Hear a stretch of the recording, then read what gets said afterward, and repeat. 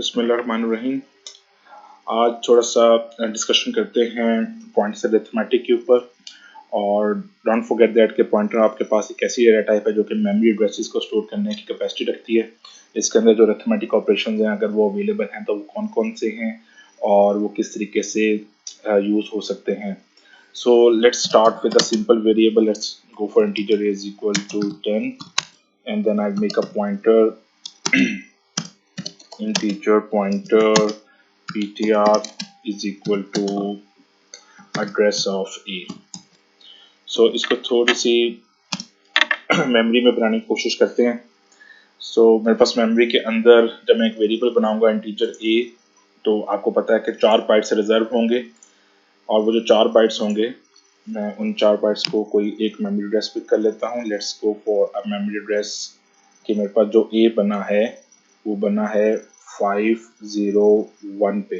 तो अगर a 501 पे बना है तो आप यू कैन अंडरस्टैंड के 501, 502, 503 और 504 ये 4 मेमोरी एड्रेसेस हैं, 4 बाइट्स हैं जो कि आपके लिए a की वैल्यू को स्टोर करके बैठे होंगे। और इसके अंदर रखा क्या हुआ है, आपके पास 10 वैल्यू रखी हुई है और I am giving the name as a। इसी तरीके से आपने क्या कहा कि आपने एक पॉइंटर बनाया और उस पॉइंटर का जो नाम रखा वो रखा ptr। End of course ptr का भी कोई एड्रेस होगा, लेकिन I am not interested in this address क्योंकि बेसिकली मुझे सिर्फ यही पता करना है कि जो ptr है वो a को पॉइंट कर रहा होगा। a को पॉइंट करने के लिए उसको a का एड्रेस रखवाना पड़ेगा और अभी हमारे पास a का एड्रेस है 501।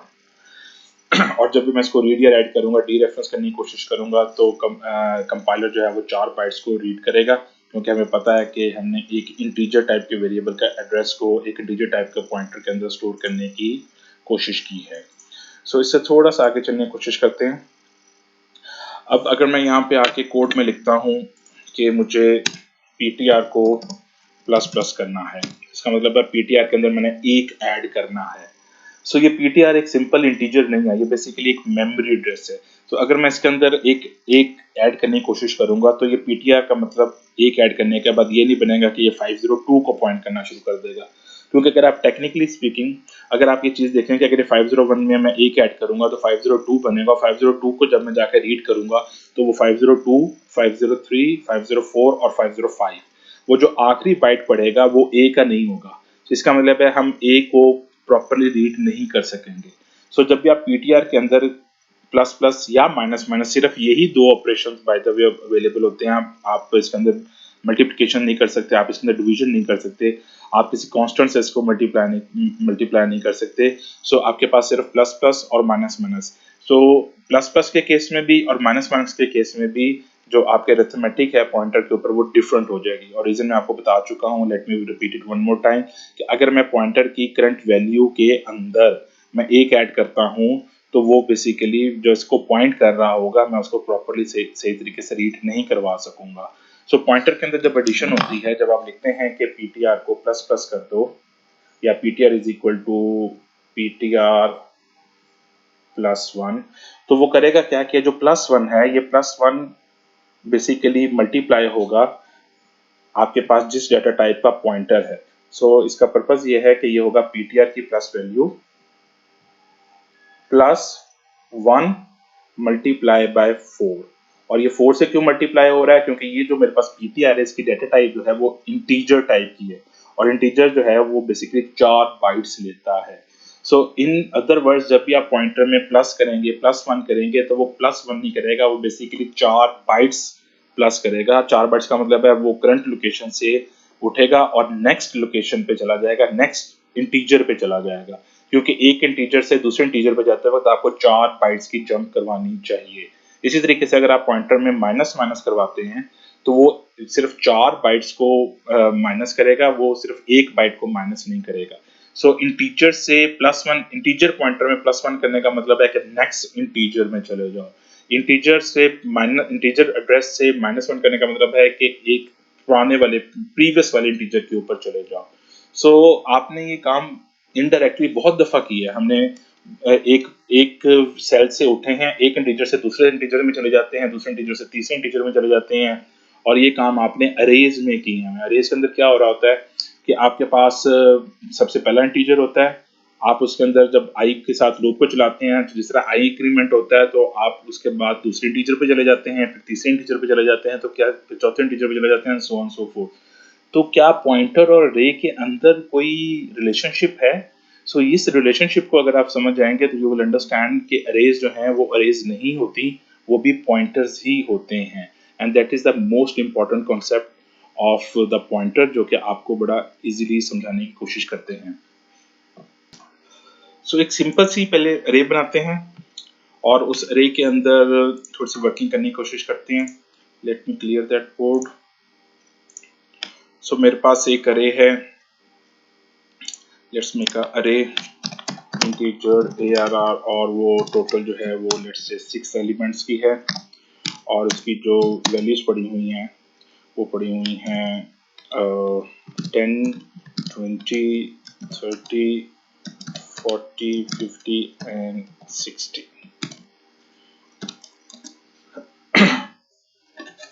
सो इस अरे को बनाने की कोशिश करते हैं। हमें पता है कि जो ये 6 इंटीजर्स की अरे है, इसका मतलब है 6 multiply by 4 memory cells, memory rows लेके बैठा होगा, 24 बाइट्स लेके बैठा होगा। और इसी को थोड़ा सा हम ड्रॉ करने की कोशिश करते हैं।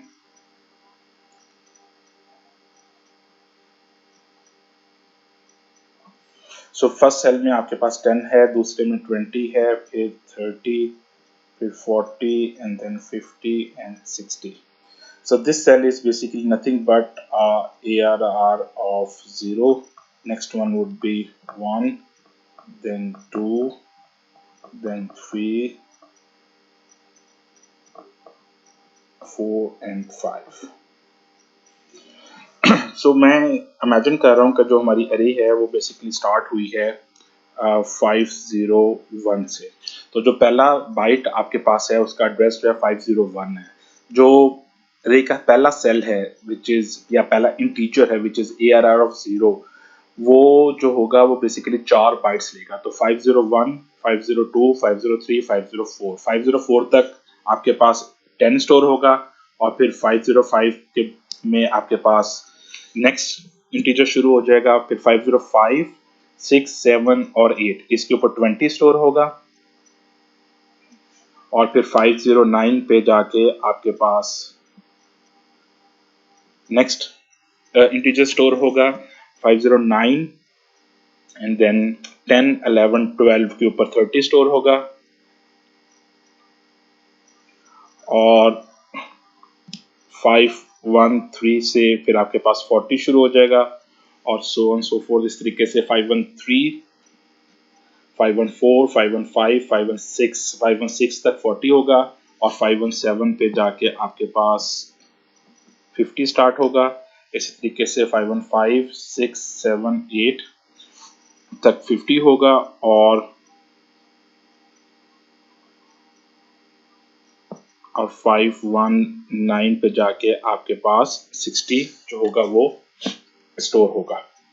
और मेक श्योर आप ये चेक कर सकते हैं कि बेसिकली 4 बाइट्स का जंप हो रहा है।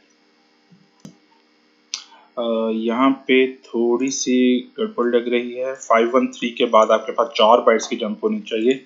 सो let me clear that thing. So 513 के अंदर अगर आप 4 बाइट्स की जंप करेंगे तो 517 बनना चाहिए। सो जो 50 होगा वो 517 पे बनेगा, और 517 पे जब आप 4 बाइट्स की जंप करेंगे तो जो 60 होगा वो बेसिकली 521 से स्टार्ट होगा। So it's corrected now. So in other words वो कह रहा है कि अरे के अंदर जो आपके पास हर एक सेल है, हर एक सेल तो इनडायरेक्टली आपको पता है कि 4 सेल्स के अंदर डिवाइड हुआ हुआ है। सो ARR ऑफ 0 जो है वो बेसिकली 501 नहीं है, वो 501, 2, 3, 4 के ऊपर उसकी वैल्यूज पड़ी हुई हैं। तो जब भी आप ARR ऑफ 0 को रीड करने की कोशिश करते हैं तो कंपाइलर जाके 4 बाइट्स को रीड करता है, और इस तरीके से फिर 4 बाइट्स का जंप करवा के एक सेल से दूसरे सेल के अंदर ट्रांसफर हो सकता है। सो ये चीज़ अभी हमने अरिथमेटिक में पढ़ी है कि यही काम तो अरिथमेटिक में हो रहा है। जब पॉइंटर के अंदर हम एक का एक जंप करवाते हैं, जब पॉइंटर में हम एक ऐड करवाते हैं, तो वो बेसिकली एक ऐड नहीं हो रहा होता, वो 4 सेल्स ऐड हो रहे होते हैं। एक पॉइंटर इंटीजर पॉइंटर के अंदर जब एक ऐड होता है तो वो एक इंटीजर से दूसरे इंटीजर पर शिफ्ट हो जाता है। सो इसी चीज़ को थोड़ा सा रीड करने की कोशिश करते हैं। अगर मैं कहूँ कि मेरे पास जो पॉइंटर है, एक पॉइंटर मैं उसको बनाता हूँ, let's say integer ptr is equal to address of ARR of 0, यानी जो मैंने एड्रेस था मेरे पास, जो ARR ऑफ 0 का एड्रेस क्या होगा 501, उसको मैंने पिक किया है और एक पॉइंटर PTR के अंदर स्टोर करवा दिया है। दैट मीन्स कि जो PTR है, अब वो PTR भी बेसिकली पॉइंट करना शुरू हो गया है आपके पास 501 पे। 501 का मतलब क्या है कि वो अरे के स्टार्ट में पॉइंट करना शुरू हो गया है। सो अगर वो अरे के स्टार्ट में पॉइंट करना शुरू हो गया तो क्या मैं अरिथमेटिक के साथ, पॉइंटर अरिथमेटिक के साथ पूरी अरे को ट्रेवर्स कर सकता हूँ, अरे को रीड कर सकता हूँ? तो इस चीज को थोड़ा सा रीड करने की कोशिश करते हैं। फॉर एग्जांपल मैं लिखता हूँ PTR +1 और इसको मैं डी रेफरेंस कर देता हूँ। तो ये किसके इक्वल है? ये बेसिकली इक्वल है, PTR की वैल्यू जो है 501 है और 1 जो है, एक आपको पता है ये एक ऐड नहीं होगा, ये बेसिकली 1 मल्टीप्लाई बाय 4 ऐड होगा। और ये 4 कहाँ से आया? क्योंकि ये जो PTR है ये इंटीजर टाइप का पॉइंटर है, इंटीजर टाइप का वो 4 बाइट्स लेगा। सो इसको आप डी रेफरेंस करें। इसको डी रेफरेंस करने का मतलब क्या है कि आपके पास 501 प्लस 4, इसका मतलब है कि आपके पास 501 प्लस 4 इज 51505 और 505 को जब मैं डी रेफरेंस करूंगा, सो वैल्यू एट 505 रीड करूंगा तो मेरे पास जो ये वाला 20 है ये रीड हो जाएगा। इसका मतलब है कि अगर मैं पॉइंटर को अरे के पहले सेल पे पॉइंट कर दूं और तो मैं पॉइंटर अरिथमेटिक से अरे के बाकी सेल्स के ऊपर एक्सेस कर सकता हूं। एक छोटी सी एग्जांपल और लेते हैं। इस तरीके से अगर मैं यहाँ पे लिखता हूँ, फॉर एग्जांपल अगर मैंने सेल नंबर 4 पर जाना है तो कैन राइट PTR +4। सो इसका मतलब क्या है कि डी रेफरेंस PTR की वैल्यू है करंटली 501 प्लस 4 मल्टीप्लाई बाय 4 और ये क्या चीज बनेगी?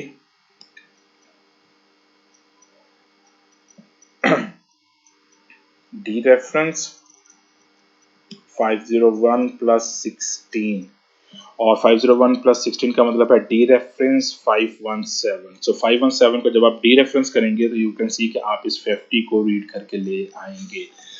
सो इनडायरेक्टली जो अरे है वो भी बेसिकली पॉइंटर्स ही होती है। अरे पॉइंटर्स के थ्रू ही मैनिपुलेट हो रही है C++ के कंपाइलर के अंदर। और अरे का जो नाम होता है, जिस तरह हमने ये एक अरे बनाई है, इस अरे का जो नाम है वो बेसिकली ARR जो है ये हमारे पास बेस एड्रेस कहलाता है। और बेस एड्रेस का मतलब क्या है? Starting address. तो ये जो हमारे पास पॉइंटर का ये जो अरे है ARR, इसका जो नाम है वो बेसिकली बेस एड्रेस है। और बेस एड्रेस का मतलब है, हमारे इस एग्जांपल के अंदर बेस एड्रेस का मतलब है स्टार्टिंग एड्रेस और हमारे इस स्टार्टिंग एड्रेस की वैल्यू है 501।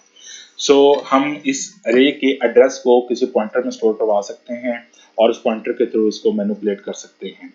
और यही काम इनडायरेक्टली कंपाइलर भी आपके साथ कर रहा होता है। वो कैसे? जब आप अरे के नाम के साथ स्टेटमेंट्स यूज करते हैं, फॉर एग्जांपल आप यूज करते हैं ARR ऑफ 3। सो ARR क्योंकि आपका जो अरे का नाम है वो भी एक पॉइंटर है, सो होता क्या है कि ये बेसिकली इक्वल है डी रेफरेंस ARR +3 के। और जो ARR +3 है ये बेसिकली इक्वल है ARR +3 मल्टीप्लाई बाय 4 के।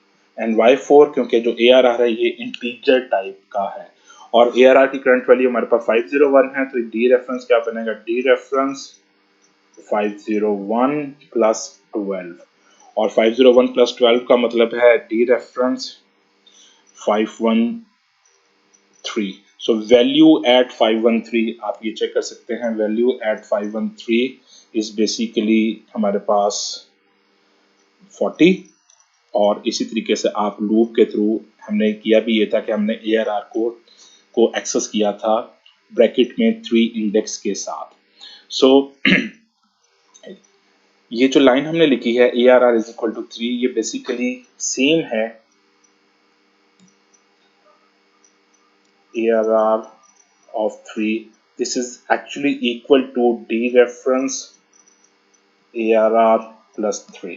और कंपाइलर क्या करेगा, इस 3 को मल्टीप्लाई करेगा साइज ऑफ डाटा टाइप के साथ जो कि इंटीजर है, और इसको एक्सेस करवा के डी रेफरेंस करवा के इसको यूटिलिटी को यूज कर देगा। और अगर आपके पास इसी पर्टिकुलर एग्जांपल में जिस तरह हम PTR को पॉइंट कर रहे हैं ARR के पास, तो ये ARR ऑफ 3 जो है it must be equal to PTR plus 3K and D reference के। सो पॉइंटर जो है वो अरेज को एक्सेस करने के लिए आपके पास ऑप्शन है, यानी आप ये इमेजिन करें, बल्कि इसलिए अपने जहन में बैठा लें कि अरे नहीं होती, अरे भी बेसिकली पॉइंटर ही होता है। और वो जो पॉइंट अरे का नाम जो है वो बेसिकली बेस एड्रेस कहलाता है, अरे का स्टार्टिंग एड्रेस होता है। और अगर मुझे स्टार्टिंग एड्रेस पता है और मुझे पता है कि मैंने कितनी जंप्स लगानी है, तो फिर मैं इजीली एक इंटीजर से दूसरे इंटीजर पे जा सकता हूँ। सिर्फ मैंने क्या करना है, इंडेक्स की मैनिपुलेशन करनी है। सो इसी को थोड़ा सा कोड में कन्वर्ट करके कोड में लिखने की कोशिश करते हैं। सो एक मैंने छोटा सा कोड लिखा है, ये चेक करें। इंटीजर एक अरे बनाई है 6 एलिमेंट्स की, और उसके बाद मैंने एक सिंपल से सी आउट स्टेटमेंट की है। और ये सी आउट स्टेटमेंट का मतलब क्या है कि जो एड्रेस ऑफ 0 है, उस एड्रेस ऑफ 0 को उठाओ, क्या वो इक्वल है ARR के। मैंने ये चेक करवाया है ताकि आपको ये पता चल सके कि जो अरे का नाम है, जो हमारे एग्जांपल में ARR है, ये बेसिकली स्टार्टिंग एड्रेस होता है। और स्टार्टिंग एड्रेस को गेट करने के लिए मैंने कंपाइलर को इंस्ट्रक्शन दी है कि एड्रेस ऑफ ARR ऑफ 0 उठा लो, यानी पहले सेल का एड्रेस उठा लो। हम इसको प्रिंट करवा के देखेंगे तो यू कैन सी कि जो पहले सेल का एड्रेस है वो इक्वल होगा ARR के, जो कि हमारे पास बेस एड्रेस कहलाता है। और उसके बाद फिर मैंने एक पॉइंटर को पॉइंट करवा दिया है उस अरे को, और फिर मैंने उस पॉइंटर के थ्रू इसकी मेमोरी एलोकेशन को जंप्स करवा के अरिथमेटिक के थ्रू वेरीफाई करवाया है। अब आप चेक करें तो मैंने क्या लिखा है, सी आउट अरे के साथ मैंने ARR ऑफ I को प्रिंट करवाया है, और PTR के साथ मैंने PTR प्लस I को प्रिंट करवाया है। तो फर्स्ट टाइम जब I 0 होगा तो ये अरे ऑफ 0 को प्रिंट करेगा, और जब ये I 0 के केस में ये डी रेफरेंस PTR प्लस 0 को कर रहा होगा। सो अगर मैं यहाँ पे बोर्ड पे इसको लेके आऊँ, so indirectly in other words हमारे पास जो ऑप्शन होगी वो सेम आनी चाहिए। सो हो क्या रहा होगा कि आपके पास PTR dereference PTR plus 0 हो रहा होगा, which is equal to dereference PTR। और डी रेफरेंस PTR जो होगा वो वैल्यू एट PTR, जो भी PTR जहाँ पे पॉइंट कर रहा होगा उसके 4 बाइट्स आपको रीड करके बता देगा। सो इसी कोड को थोड़ा सा एग्जीक्यूट करने की कोशिश करते हैं। सो यू कैन सी कि जो मेरे पास पहले सेल का एड्रेस है वही ARR के अंदर भी स्टोर हुआ है। इसका मतलब है ये चीज तो प्रूव हो गई कि अरे का नाम जो होता है वो एक पॉइंटर होता है, और वो कौन सा पॉइंटर है, वो बेसिकली बेस पॉइंटर होता है। बेस पॉइंटर का मतलब ये कि वो अरे के पहले सेल को पॉइंट कर रहा होता है। और आपने ये देखा कि मैंने यहाँ पे वेरीफाई भी कर लिया है कि क्या एड्रेस ऑफ ARR ऑफ 0, जो कि अरे के पहले सेल का एड्रेस है, वो इक्वल है ARR के। सो यू कैन सी कि वो इक्वल है। अब आगे चलें, इसके बाद हमने क्या किया कि हमने अरे के साथ इसको यूज किया। तो हमने लिखा ARR ऑफ 0, ARR ऑफ 0 का मतलब है 10, और इस तरीके से मैंने डी रेफरेंस PTR प्लस 0 लिखा तो इसका मतलब भी 10 ही है। सो अगर अरे का नाम जो है उसको आप पैरेंथेसिस में पॉइंटर के साथ मैनिपुलेट करना चाहें तो बिल्कुल कर सकते हैं, और अगर आप पॉइंटर को एज अ अरे स्क्वायर ब्रैकेट्स के साथ इंप्लीमेंट करना चाहें तो वो भी कर सकते हैं indirectly. What I am trying to say is कि अगर मैं यहाँ पे ये लिख देता हूँ कि PTR ऑफ I कर दो, so that should be fine, क्योंकि इनडायरेक्टली जो पॉइंटर है उसने डी रेफरेंस होना होता है। तो कंपाइलर आपके लिए इसको खुद ही डी रेफरेंस कर देगा। ये जो ब्रैकेट होती है, इस ब्रैकेट का मतलब ही डी रेफरेंस है। जो स्क्वायर ब्रैकेट है इसका मतलब है कि डी रेफरेंस करो।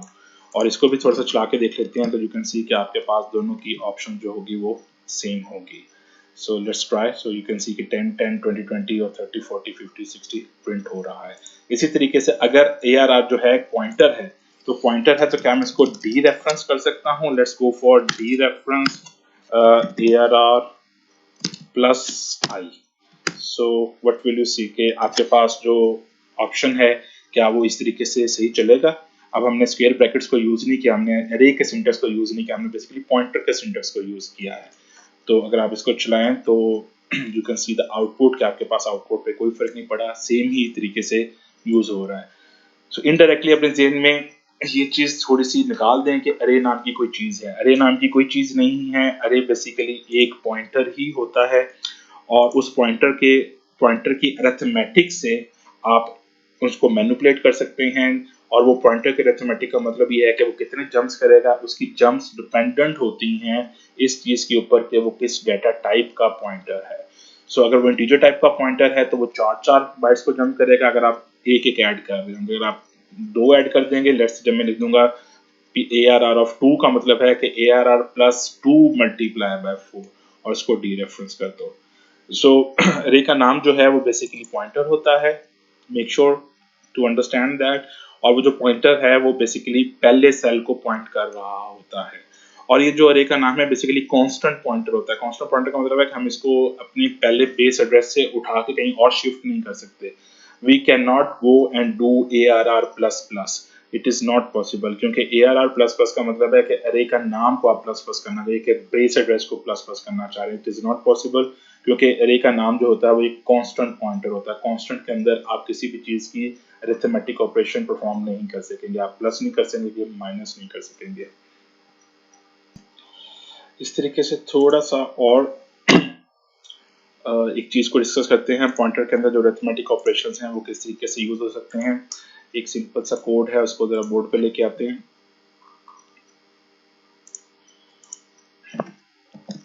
सो मेरे पास ये एक अरे है, इसके अंदर आपके पास जो वैल्यूज हैं वो 6 एलिमेंट्स की अरे है और पहले सेल के अंदर आपके पास जो चीज पड़ी हुई है, let me get rid of this thing you will understand के किस तरीके से चल रहा है।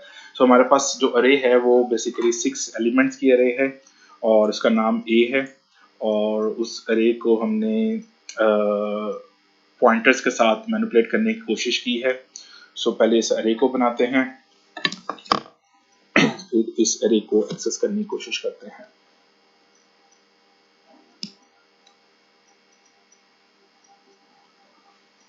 सो मेरे पास 10 अवेलेबल है, 20 अवेलेबल है, 30, 40, 50 एंड 60। सो ये मेरे पास अरे के कंटेंट्स हैं। First cell is nothing but a of 0, next one is 1, then 2, 3, 4 and 5। और मैंने किया क्या है कि मैंने, अगर आप पॉइंटर्स को देखें तो मैंने दो पॉइंटर्स बनाए हैं। एक पॉइंटर जो है वो ptr1 है, ptr1 जो है वो एड्रेस ऑफ 0 लेके बैठा हुआ है। इसका मतलब है ptr1 जो होगा वो बेसिकली पहले सेल के एड्रेस को लेके बैठा हुआ है। और ptr2 की अभी हमें ज़रूरत नहीं है, हम सिर्फ एक ptr1 के ऊपर ही एक्सेस करने की कोशिश करते हैं। Let's get rid of this ptr2। मैंने इसको कोड में कहीं यूज़ भी नहीं किया हुआ। सो अब हमने क्या किया कि ptr1 जो है वो पॉइंट करना शुरू हो गया है एज यू कैन सी के अरे के पहले इंडेक्स के ऊपर। और अब मैंने एक लाइन चलाई है, वो लाइन क्या है कि मैंने चलाया है plus plus D reference ptr1। सो इसका आउटपुट क्या होगी? सो इसकी आउटपुट को देखने से पहले आपको थोड़ा सा ये देखना पड़ेगा कि ये जो ऑपरेटर्स हैं ये यूनरी ऑपरेटर है। Dereference operator, unary operator का मतलब ये है कि इसका एक ऑपरेंड है। जैसे अगर मैं लिखता हूँ a प्लस बी, तो ये जो प्लस है ये बेसिकली आपके पास ड्यूल ऑपरेंड ऑपरेशन है, ड्यूल ऑपरेंड ऑपरेटर है और इसके अंदर दो ऑपरेंड है, एक ए है और एक बी है। लेकिन अगर आप डी रेफरेंस की बात करते हैं तो बेसिकली आपके पास यूनिरी ऑपरेटर है। यूनिरी ऑपरेटर का मतलब है कि ये पहले आपके पास राइट टू लेफ्ट चलना चाहिए। तो सबसे पहले डी रेफरेंस होगा, उसके बाद वैल्यू प्लस प्लस होगी। सो डी रेफरेंस का मतलब क्या है कि डी रेफरेंस ptr1 को जब मैं डी रेफरेंस करूंगा तो मुझे 10 मिलेगा और 10 को जब मैं इंक्रीमेंट करूंगा तो that is suppose to be 11। So इस इंस्ट्रक्शन की आउटपुट क्या होगी? So as you can see कि हमने पहले क्या करना है, पहले हमने डी रेफरेंस PTR1 करना है। PTR1 को डी रेफरेंस करने का मतलब है कि हम इस इंस्ट्रक्शन को इस तरीके से लिख सकते हैं कि डी रेफरेंस PTR1 और उसके बाद जो भी वैल्यू आएगी उसको इंक्रीमेंट करो। So what it will do कि dereference PTR1 plus 0 multiply by 4, 0 multiply by 4 0 ही कन्वर्ट हो जाएगा। तो डी रेफरेंस PTR करूंगा, वैल्यू एट PTR हमारे पास 10 बनेगा और जब 10 को मैं प्लस प्लस करूंगा तो दैट सपोज टू बी 11। तो इसका आंसर जो होगा वो मेरे पास 11 प्रिंट होना चाहिए। सो लेट्स सी कि कंपाइलर में जाके इसका आंसर 11 प्रिंट होता है कि नहीं होता। लेकिन before that let's do that 4 instructions on the board and then we can run it in the compiler in one go. So next instruction जो है इसके बाद हम इसको next instruction को पिक करते हैं। let me drop this thing.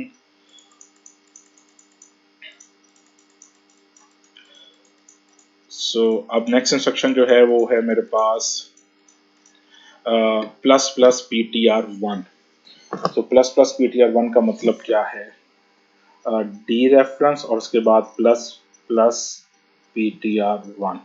सो इसका मतलब ये है कि पहले प्लस प्लस करो PTR को और फिर उसको डी रेफरेंस करो। तो PTR को जब हम प्लस प्लस करेंगे तो PTR बेसिकली पॉइंट करना शुरू कर देगा रे के पहले इंडेक्स के ऊपर। तो PTR अब इस सेल को पॉइंट करना शुरू कर देगा जो कि 20 जिसकी वैल्यू है। और उसके बाद जब मैं PTR को प्लस प्लस किया तो PTR पहले के पिक होगा, 4 बाइट्स का जंप हुआ और वो आ गया, क्योंकि प्लस प्लस PTR का मतलब है PTR is equal to PTR plus 1 और PTR प्लस 1 का मतलब है PTR is plus 1 multiply by 4।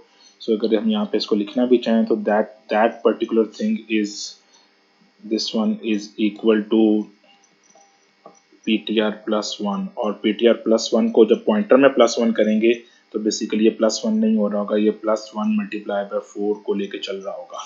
सो अब PTR जो है वो सेकंड सेल को पॉइंट करना शुरू हो गया। मैंने उसको जब डी रेफरेंस करूंगा तो मुझे 20 प्रिंट होना चाहिए। उसके बाद मेरे पास जो नेक्स्ट इंस्ट्रक्शन है वो है dereference PTR1 plus plus.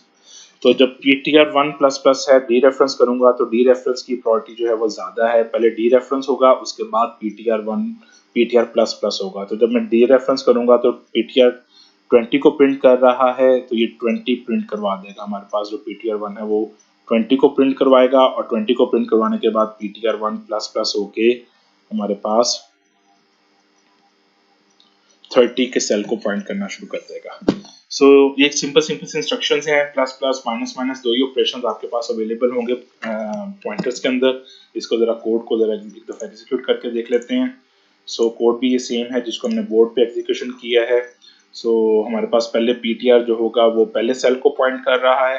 जब मैं डी रेफरेंस करूंगा और फिर प्लस प्लस करूंगा तो it should allow me to print 11। उसके बाद नेक्स्ट इंस्ट्रक्शन में 20 and then 20 and then 30। So इसको एक दफा वेरीफाई कर लेते हैं। सो यू कैन सी कि पहले 11 प्रिंट किया है, फिर 20 प्रिंट किया है, फिर 20 और फिर 30।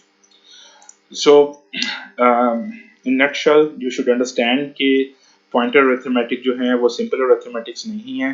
पॉइंटर्स के अंदर जब भी अरिथमेटिक आप यूज करेंगे तो वो आपके पास प्लस 1 का मतलब है कि प्लस 1 नहीं करना, उसने उतनी जंप्स लगानी है जितनी आपके पास उस पॉइंटर का के डेटा टाइप है, जो उसकी डिक्लेयर्ड डेटा टाइप है। इंटीजर टाइप का तो प्लस 1 का मतलब वो 4 बाइट्स की जंप लगाएगा। और जो अरे है वो बेसिकली इज नथिंग, अरे इज आ पॉइंटर और अरे का जो नाम होता है वो बेस पॉइंटर होता है, कांस्टेंट बेस पॉइंटर होता है और उसको आप एक सिंपल से पॉइंटर के अंदर स्टोर करवा सकते हैं और इस पॉइंटर को प्लस प्लस करके आप डिस्प्ले करवा सकते हैं। यहाँ पर अरे को मैनिपुलेट कर सकते हैं पॉइंटर्स के थ्रू, और जो कि हमने अभी कुछ एग्जांपल्स के अंदर करके देखा। फिर पॉइंटर्स के अंदर आपके पास अरिथमेटिक ऑपरेशन जो अवेलेबल हैं, आप इसके अंदर एडिशंस करवा सकते हैं, सब्ट्रैक्शन करवा सकते हैं।